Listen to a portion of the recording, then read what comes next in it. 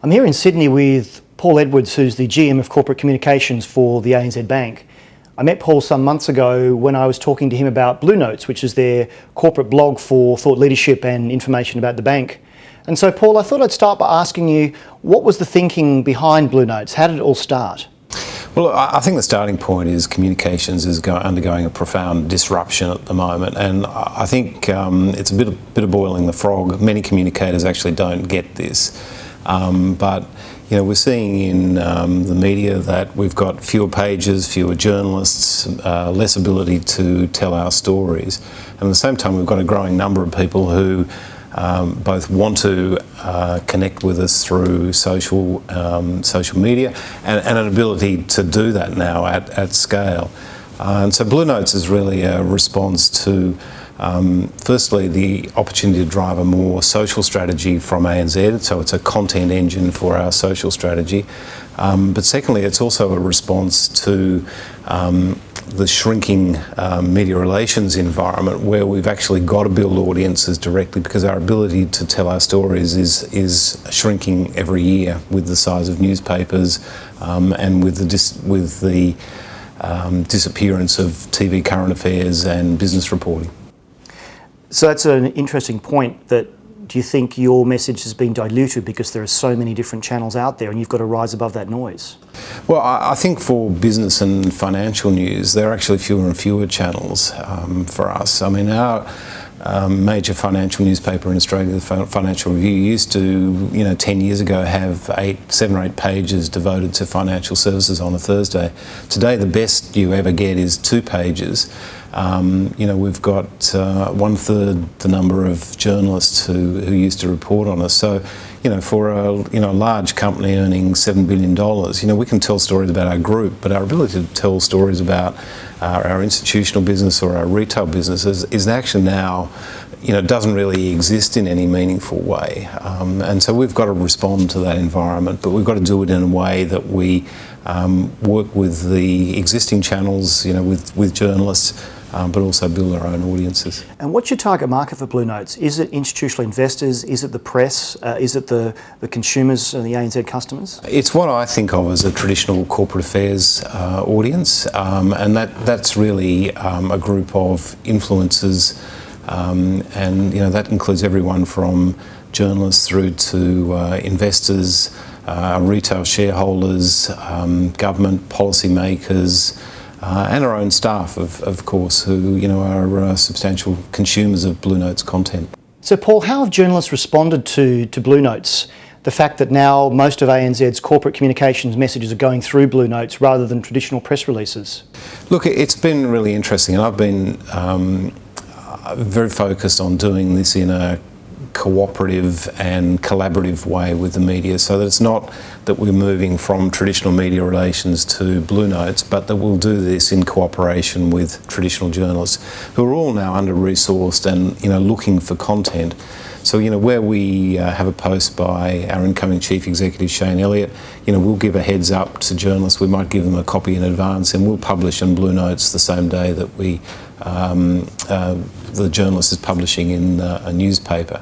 We've also used it in different ways. For example, we've had particular messages to communicate around capital and so on. We've done BlueNotes interviews, we've transcribed those, we've lodged them at the stock exchange, and then pointed people to BlueNotes. I think in addition to building audiences directly and being a content engine for social, we're seeing the content that we're developing, because of its credibility, being picked up and referenced in articles, but we're also seeing the video content that we're producing picked up and used and embedded in stories on, in the Australian and so on. And I never would have expected that to happen, but it just shows you the amount of pressure that's going on in the newsroom for quality content. Is that a challenge that it's basically the bank that's providing the content? So is there a fine line between it's the bank's view because the bank shot the vision versus an under-resourced newsroom just needs good content? Well, that's one of the reasons why we've built BlueNotes in a different way. I mean, we haven't staffed it with traditional media relations people. We've actually brought in a journalist Andrew Cornell, who is, probably one of the preeminent commentators on financial services for the last, 20, 25 years. He brings with him enormous credibility, and, I want him to do the same job that he would have done at the Financial Review, and I think both the individual and the quality of the stories has really been a key ingredient to the success of BlueNotes, not only for its readership but the pickup in traditional media. So BlueNotes isn't just ANZ corporate news, you've also got some thought leaders. I'm one of them that actually writes for BlueNotes. What's been the strategy behind that?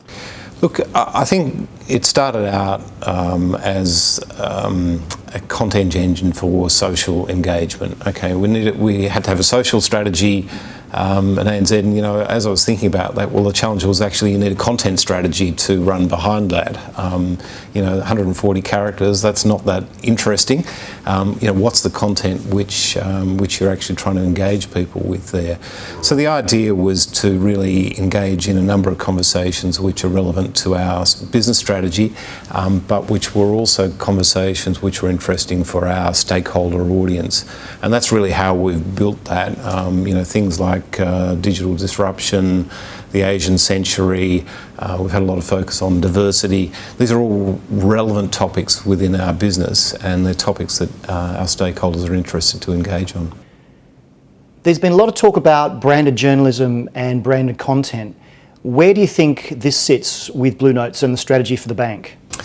BlueNotes really isn't what I think of as a kind of content about branded discussion. I mean, BlueNotes is really around kind of our corporate reputation and building our corporate reputation by engaging in relevant discussions.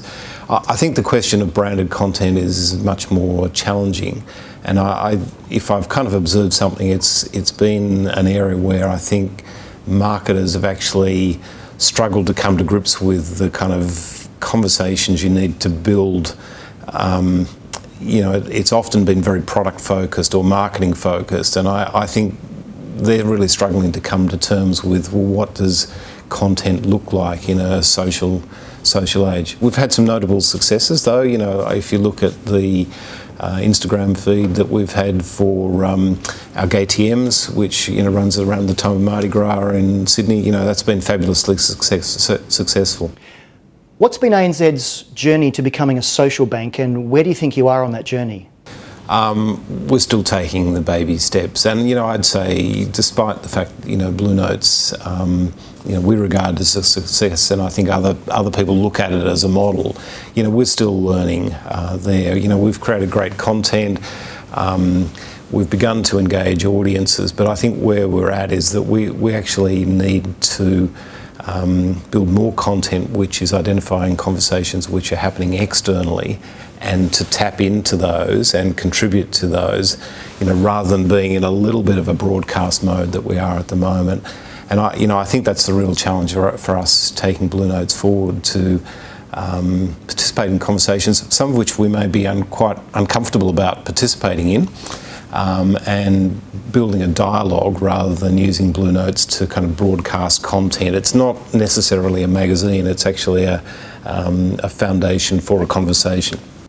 So why do you think your competitors haven't followed you? Will we start to see a red notes or yellow notes? I'm sure they're looking at it, and there are kind of versions of this floating around. I think Commonwealth's got a blog and so on. Look, I was really lucky at ANZ. I've been around forever there, and there's a little bit of trust in me. I work for a chief executive who's happy to support ideas, and I also had the ability to overspend my budget, which not many executives have the latitude to do that. To be honest, I actually believed in this, and I was willing to take a personal risk with my career that it was going to work, and we got on and did it. I think if you're then looking at replicating something like BlueNotes, you're going up with a kind of business case, and you're looking for funding, and it's a tight environment at the moment. I think it's more difficult to get proposals up in that sort of way than I had the ability. You're quite visible on social media, yet you're one of the bank's corporate spokespeople. How do you balance that? Well, I think it's kind of the same thing, and you know, there's seems to be all this kind of idea that there've got to be approval processes if we're going to make a tweet. Well, I don't have an approval process if I've got to make a comment as a spokesperson. I'm empowered to do that, so why wouldn't I do that through social media? But you know, if you thought about the conversations that I might have with some of our external stakeholders, you know, the media, I'm not just there to kind of give a view on, you know, an ANZ issue, but we'll often have conversations around, you know, your personal life with journalists. You'll have conversations about, you know, what's happening in politics. You'll have conversations about what's going on in Asia. Well, why wouldn't you bring that conversation to a broader audience through Twitter? So I think the trick there is about bringing your whole self to social, not just using it as a spokesperson. What's next for BlueNotes? Well, look, I think one of the keys for us next year is really trying to find a way to embrace mobile. You know, BlueNotes at the moment is very much a kind of desktop, maybe kind of iPad product, but we're going to have an app next year, an ability to sync offline. And you know, I sat on the plane this morning and I was watching the guy across from me reading the Telegraph from the UK on his iPad. You know, we want people to be able to sync BlueNotes, read it on the plane, you know, take it on holidays if they wish. So, you know, a lot more of that kind of mobile functionality I think will be important. But I think we've really got to work much harder at building this conversation, this two-way idea, and just taking a step on from producing content to really building that conversation. And I agree with you, but the engagement with the community is time-consuming. It requires humans. How does that play out in the bank, actually having more socially enabled people? Is there a social media team, or are you going to start distributing that responsibility across parts of the bank to make it easy rather than one department having to respond to everything? Yeah, we have invested heavily in more people with social and digital capability within corporate communications. But you know, ultimately the future for communicators is actually much more devolved than it's ever been. I mean, it's devolved in the fact that we've encouraged all of our executives on Twitter, and you know, certainly people like Shane Elliott are very authentic. I actually need SMS alerts for him tweeting now, because he just goes off and does his own thing, which is fantastic.